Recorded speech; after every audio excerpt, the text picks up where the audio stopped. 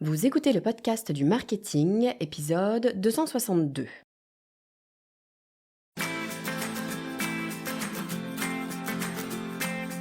Bonjour et bienvenue. Je suis Estelle Ballot et je suis ravie de vous recevoir sur le podcast du marketing.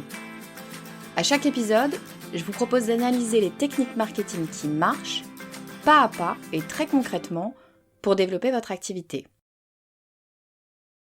Ce que je vais vous dire est contre-intuitif, mais acheter, c'est pas simple. Acheter, c'est prendre une décision. Je décide que ce produit ou que ce service, c'est celui qu'il me faut. Et ça, pour votre cerveau, c'est une tâche complexe parce qu'elle entraîne une réaction en chaîne de questions auxquelles il doit répondre avant de pouvoir décider si oui ou non, il faut passer à la caisse. Et s'il n'est pas sûr, il prend quasi toujours la même décision. On verra plus tard. Donc l'un des points les plus importants pour vendre, c'est de lever tous les doutes possibles. Mais même si vous prouvez par A plus B que votre offre est la meilleure, le cerveau de votre client, lui, il continuera de se demander si c'est bien vrai tout ça et s'il prendrait la bonne décision en achetant ce que vous avez à vendre.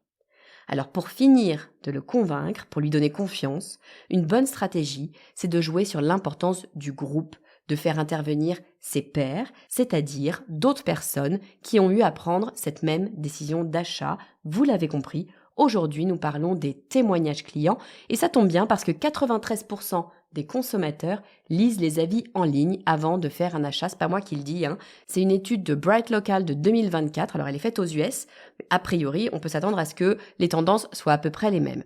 Et ça va même encore plus loin puisque toujours selon cette même étude, 84% des consommateurs font plus confiance aux avis en ligne qu'aux recommandations personnelles. Bref, il est grand temps de se pencher sérieusement sur les témoignages clients.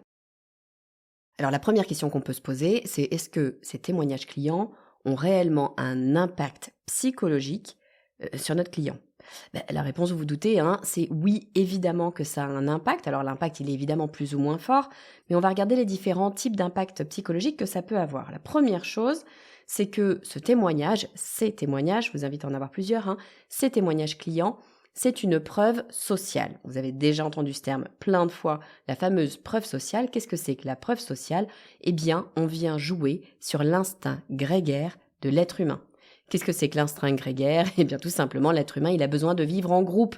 Il a besoin des autres pour exister. C'est un petit peu, vous retournez à la caverne de l'homme préhistorique. Il avait besoin d'être en groupe pour pouvoir se protéger, pour pouvoir chasser, pour pouvoir se nourrir, pour pouvoir élever les enfants, etc. Donc, on a besoin du groupe. C'est pour ça qu'on vit en société. Encore une fois, cette société va venir nous aider ici parce que la vie de nos pairs va avoir de l'importance parce que c'est le groupe qui nous permet de vivre et donc de réussir. Ce qu'il y a derrière vivre dans notre cerveau, là, vous l'avez compris, c'est la réussite, le fait que on va réussir à vendre. Mais il n'empêche que le groupe a de l'importance, donc oui, on va faire confiance aux témoignages des pairs. C'est pour ça que la preuve sociale, les témoignages, ont un impact sur la psychologie de votre futur client. Autre chose, bien sûr, les témoignages vont vous aider à bâtir une certaine confiance. Alors, c'est vrai pour toutes les marques, c'est tout particulièrement vrai pour les petites marques, pour les marques peu connues, pour les marques finalement qui sortent un petit peu de nulle part. Si vous n'avez aucun avis, pourquoi est-ce qu'on vous ferait confiance ? Si vous vous appelez Microsoft, il y a des chances qu'on ait déjà entendu parler de vous. Si on ne vous connaît pas, pourquoi vous ferait-on confiance ? S'il y a déjà des témoignages, d'un coup, vous n'êtes plus un inconnu. Vous n'êtes plus cette toute petite marque qui débute, qui n'a pas fait ses preuves. Vous avez fait vos preuves auprès d'autres clients, auprès de mes pairs. Donc tout ça, ça vient finalement réduire ce qu'on appelle le risque perçu qu'on va avoir face à cette décision d'achat, puisque d'autres, comme nous, des pairs, ont pris cette décision et ont été satisfaits. Mais ça va encore un cran plus loin. Alors là, ça va dépendre un petit peu du type de témoignage. On va en reparler juste après, mais ça va dépendre du type de témoignage que vous allez réussir à avoir si vous avez ce que moi j'appelle des très bons témoignages. C'est-à-dire pas juste, c'est déjà très bien, mais pas juste le témoignage qui dit « Ah, super produit, c'était génial. Super, ça convient exactement à mes besoins. » C'est déjà formidable. Mais un vrai bon témoignage, c'est un témoignage où on sent de l'émotion, où la personne dit ce qu'elle en a fait, comment elle l'a utilisé, ce que ça lui a apporté, etc. Ça, c'est beaucoup plus vrai et ça projette la personne qui lit ce témoignage dans sa propre réalité.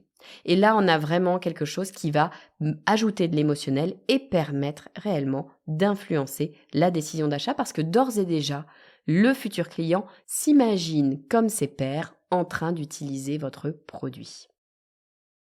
Bon, mais alors ok, moi je veux mettre des témoignages clients, à quoi ça ressemble, en tout cas sous quelle forme on va pouvoir présenter ces témoignages clients, parce que oui, évidemment, bien sûr, il y a plusieurs types de témoignages auxquels on va pouvoir penser.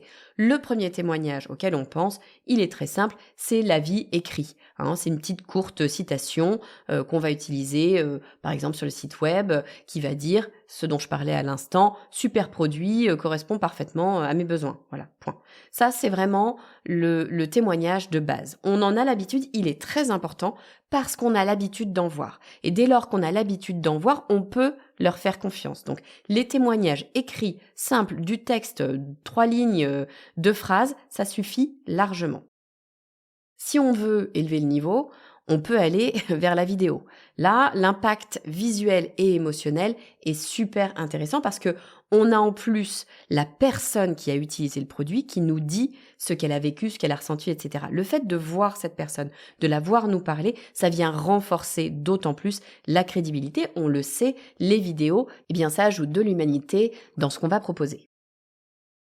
Une autre forme de témoignage qui peut d'ailleurs, pour le coup, prendre beaucoup plus de place, être bien plus longue, bien plus poussée, détaillée que les avis classiques, voire même que la vidéo, c'est l'étude de cas. Alors là, l'étude de cas, c'est très très puissant. C'est un client qui a utilisé votre produit, votre service et qui explique toute sa stratégie, qui vient faire un véritable témoignage long pour expliquer sa stratégie, expliquer d'où il est parti, quelles étaient les contraintes, quels étaient les objectifs, les enjeux, comment elle a utilisé le produit, le service et les résultats que ça a apporté. C'est véritablement d'avoir tout l'écosystème, de comprendre du début à la fin comment votre produit, votre service a eu un impact réel sur ce client et donc potentiellement comment elle va pouvoir avoir un impact de fait pour ce nouveau client qui est en train de regarder l'étude de cas.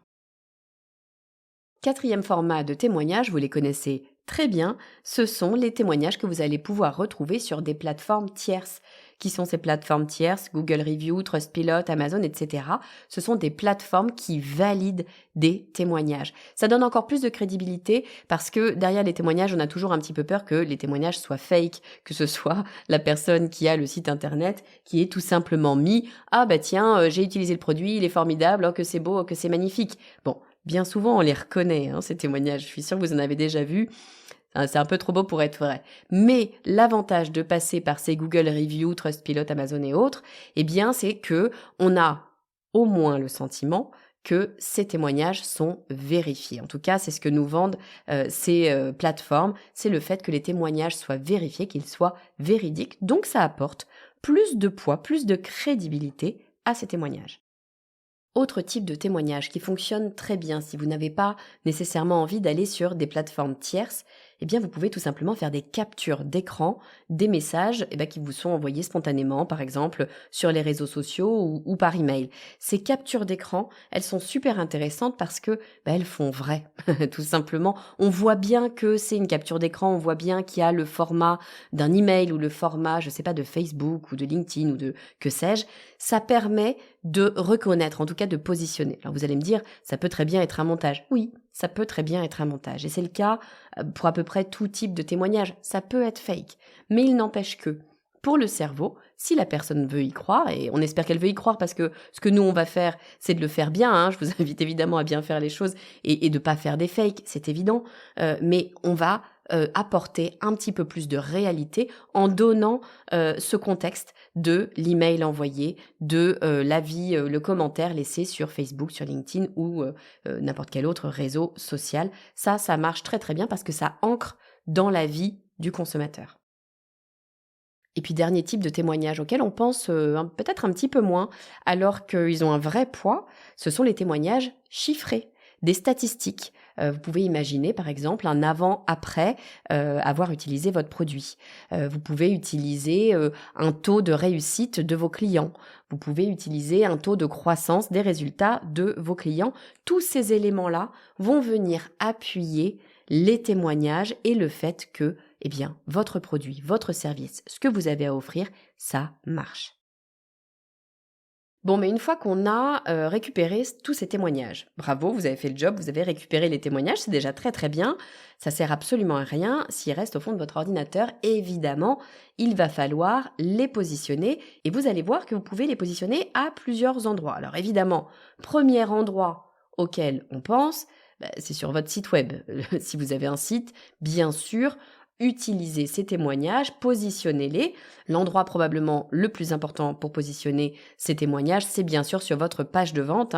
On l'a dit, au moment de la prise de décision d'achat, on va avoir potentiellement cette hésitation, cette crainte. Le cerveau a peur de se tromper, de mal faire. Le témoignage va venir appuyer cette décision, venir lui rappeler qu'il n'est pas seul face à cette hésitation, que d'autres ont eu la même que lui, que d'autres ont surtout pris la même décision que lui, à savoir acheter, et que ces mêmes personnes ont été très satisfaites. Donc sur la page de vente, c'est vraiment un must-have d'avoir ces témoignages d'anciens clients.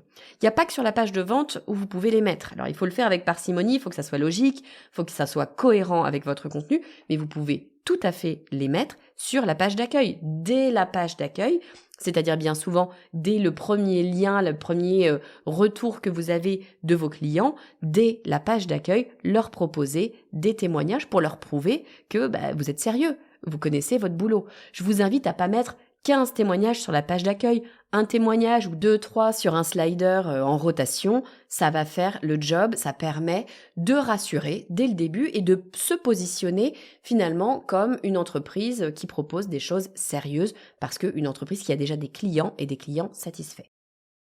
Bon, sur le site web, ça paraît à peu près évident. Il y a plein d'autres endroits où vous pouvez faire apparaître vos témoignages.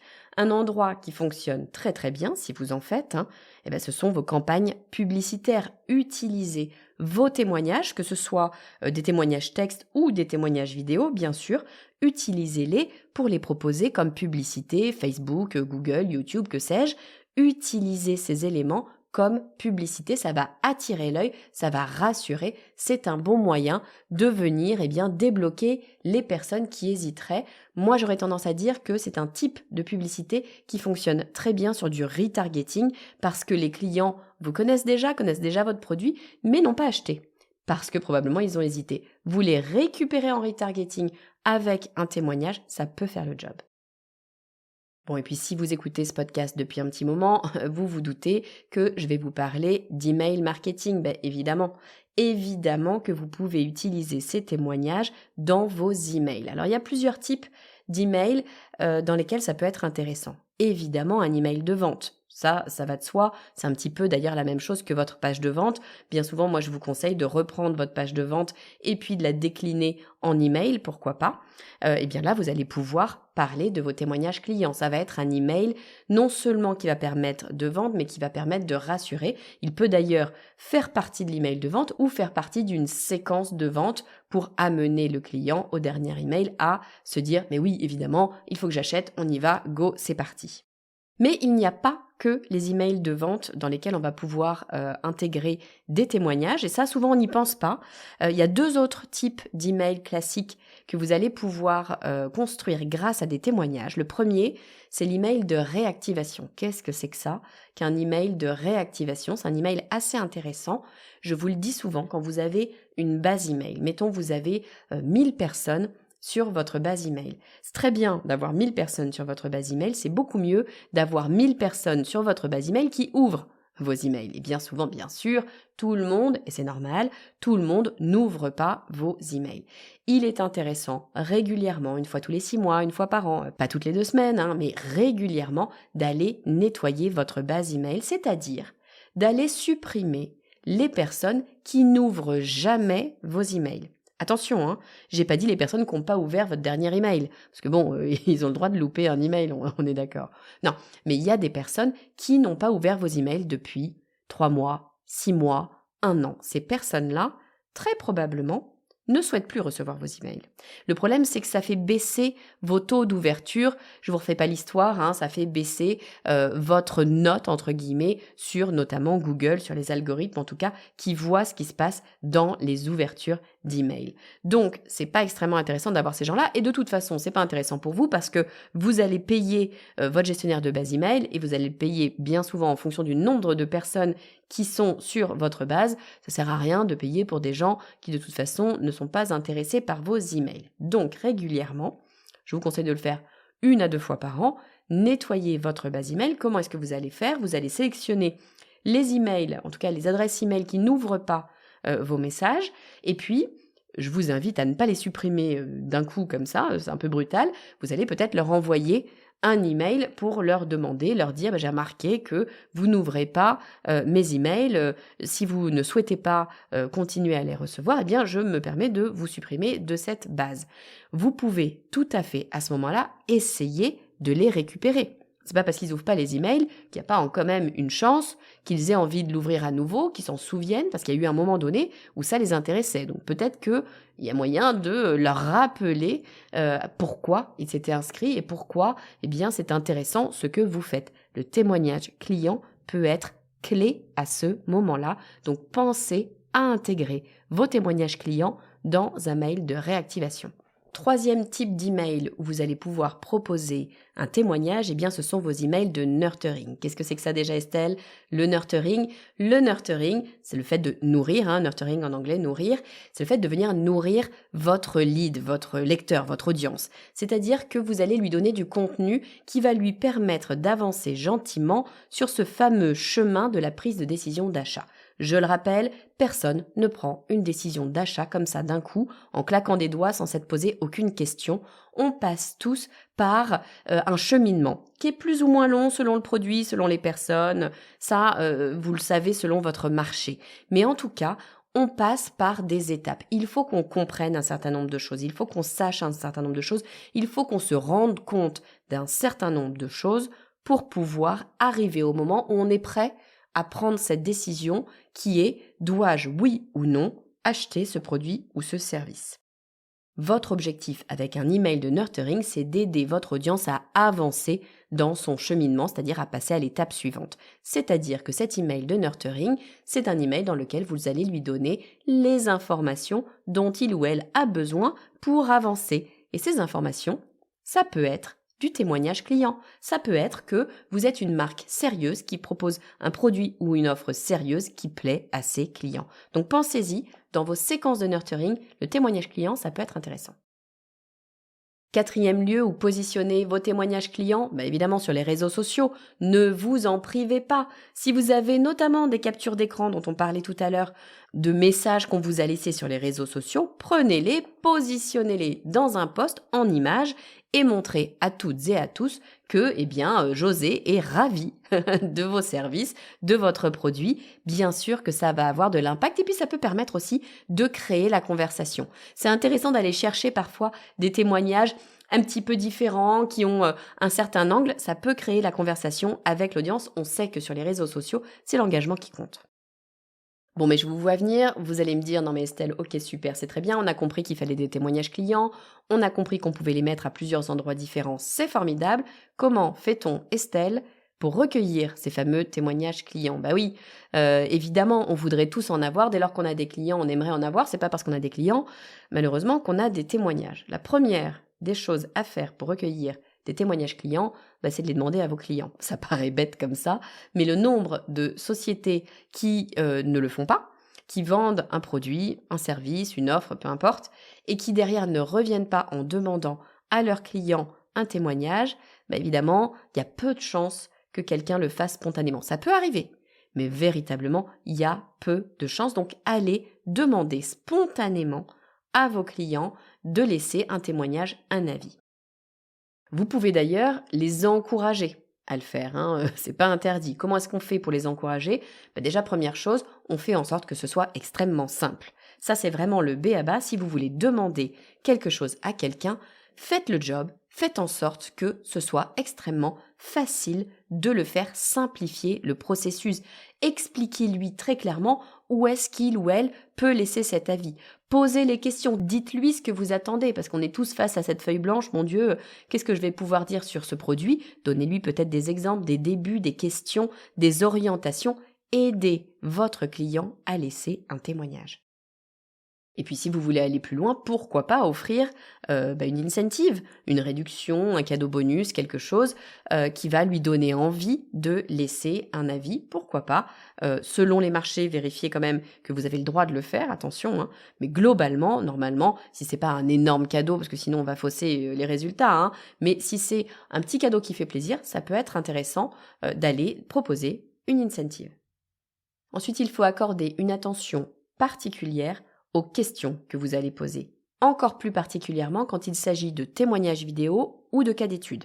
Dans ces deux cas-là, vous devez impérativement avoir un squelette de questions qui s'organise, qui s'oriente pour que vous puissiez faire un montage qui soit agréable à écouter, à regarder, à lire. Donc très très important de prévoir vos questions.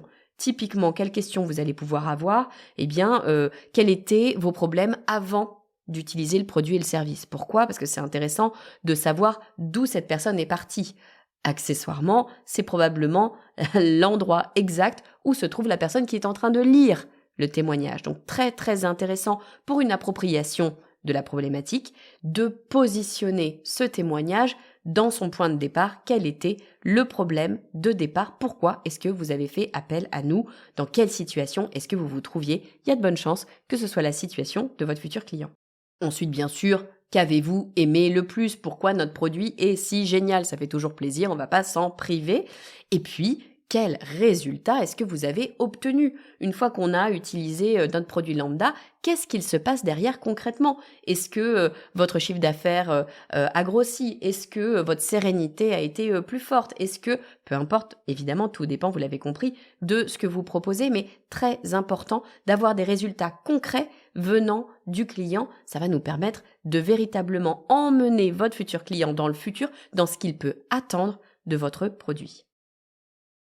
Troisième chose, absolument impérative, j'en parlais tout à l'heure rapidement, mais qui est véritablement pour moi absolument essentiel, c'est d'obtenir des témoignages authentiques, des vrais témoignages. N'allez surtout pas inventer des témoignages. D'abord, tout le monde le verra.